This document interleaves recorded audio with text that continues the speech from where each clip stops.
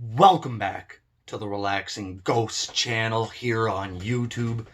Today we have the top 10 pay-per-views from the Attitude Era.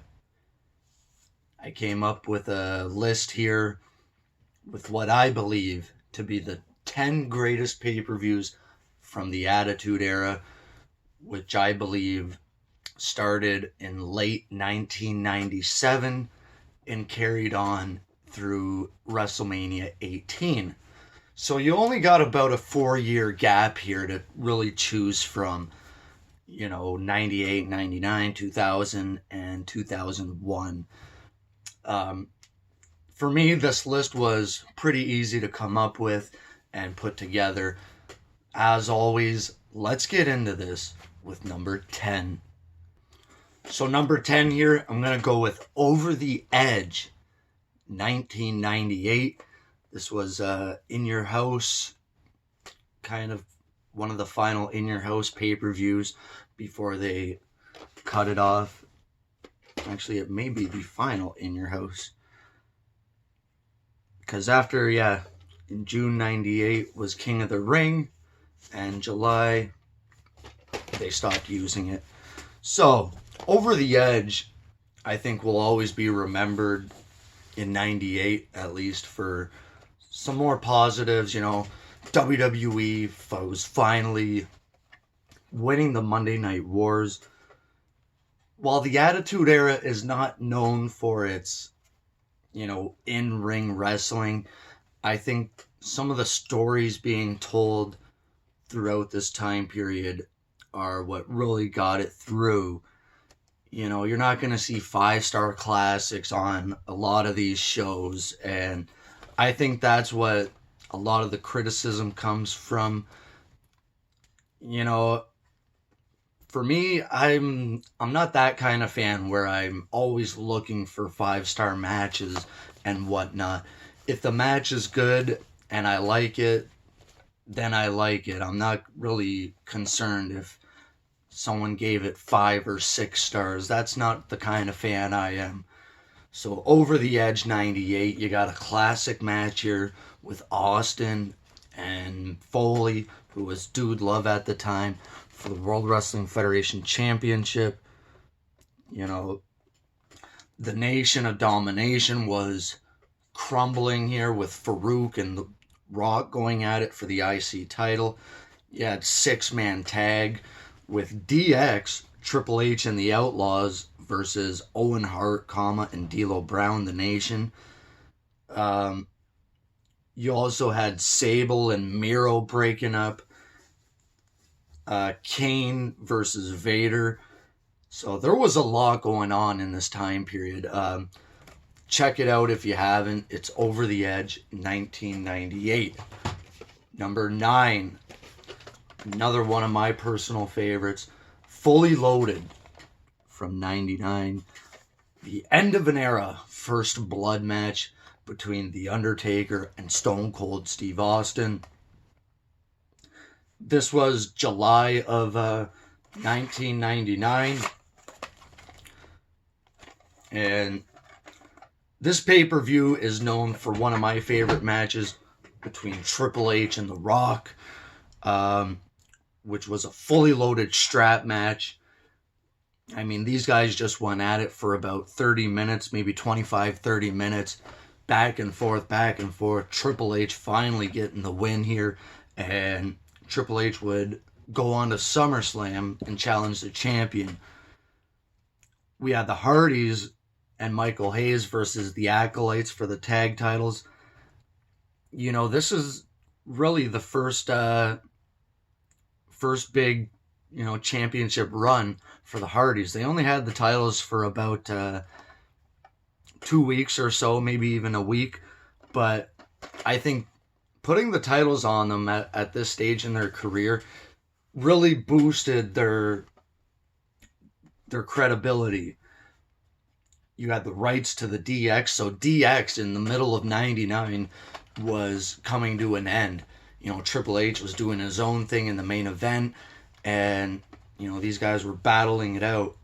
You also had Kane versus the Big Show, Blackman and Shamrock, Edge who had his first taste of gold around this time. Edge won the IC title at a house show the night prior. Sadly, he would drop the title here to Jeff Jarrett. And Edge had a one-day run as the IC champion. So this was really fun. This was a good show to go back and watch. 1999 isn't the best time period for, the WWF, but there are some good pay-per-views in there. Number 8. I was debating where to put this show, but Judgment Day 2000, I think, will forever be remembered. The Iron Man match and the Undertaker returning as the American Badass. And the cat wants to come say hello. So yeah, Taker's return was, so anticipated. And returning on the bike, the motorcycle, in a fresh new look, the American Badass was so awesome. And this is one of those pay-per-views that I actually watch live as it happens. So, a lot of these pay-per-views I have great memories of. We also had Shane McMahon defeating The Big Show in a Falls Count Anywhere, no holds barred submission match for the IC title. Benoit and Jericho. This is some really good stuff. Rikishi and Too Cool versus Edge, Christian, and Kurt Angle. And then a European title match with Eddie Guerrero with China. So we are now in the Latino Heat era, along with versus Dean Malenko and Perry Saturn in a triple threat. So Judgment Day 2000 is a great watch. Check it out if you haven't. The Iron Man match is one of my favorites. It was only the second Iron Man match from WWF, WWE, and I think this one blows the first one out of the water. Of course, you had Shawn Michaels as the guest referee, and Triple H versus The Rock. You can't go wrong there. Those guys had some awesome matches throughout 2000. Number 7. This one I haven't seen many people, on their list. So I wanted this one on my list. It's No Mercy 99. And yes, this is going to be the next episode of the Attitude Era review series coming soon. No Mercy 99. This is the last pay-per-view that Vince Russo was a part of. And it was actually a very good show, from my opinion. We had a WWE title match, Austin versus Triple H. So Triple H is finally the champion now. And now Austin is chasing him. Sadly, that feud didn't last, that long, since Austin would be out for a year. But we also had a classic match between the Hardys, Edge and Christian. First ever tag team ladder match. That happened here. You also had Chyna becoming the only woman to win the Intercontinental Championship. Good housekeeping match. I always liked that match. You also had the Outlaws versus Crash and Hardcore. Rock versus the British Bulldog, who's going into the Hall of Fame this year. And Mankind versus Val Venus. So this is a pretty good show. Check it out if you haven't, guys. It's a wild event from Cleveland, Ohio. Number 6. This is another show that could be in your top 5. It might even be number 1 on your list. But this one for me comes in at number 6. Talking about WrestleMania 14. The cats are going crazy. So WrestleMania 14 was the show that turned the WWE right around. It brought in, better ratings, and it helped WWE beat WCW in the Monday Night Wars. Stone Cold Steve Austin, Shawn Michaels, and Mike Tyson. I mean, you can't get any bigger than that. In 98, this is incredible. You had Taker versus Kane in one of the greatest storylines ever. Um, the match is what it is, but honestly, I think that whole storyline is one of the best ever. Triple H versus Owen Hart. You had The Rock versus Shamrock. We had a dumpster match for the tag titles.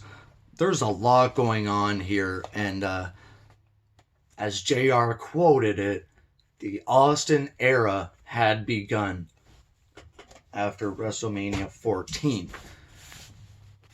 Top 5. Top 5 wasn't tough at all for me, and this may seem low, but for me, I think Royal Rumble 2001 is a perfect fit for the 5th spot. So Royal Rumble from 2001, Austin winning his 3rd Royal Rumble match, and he would headline WrestleMania 17. The undercard, I always go back and forth with it. Triple H and Kurt Angle for the championship. Benoit and Jericho in a ladder match for the IC title. Classic. Edge and Christian versus the Dudley Boys. And then Ivory versus China. Kind of a mixed bag there. But this is one of the best Royal Rumble matches they've ever done. And again, you talk about storylines and developing.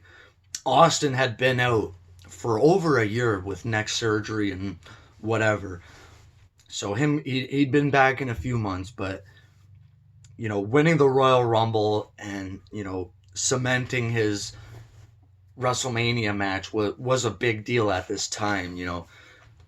So Royal Rumble 2001 will always go down in history as one of the greatest of all time. Number 4.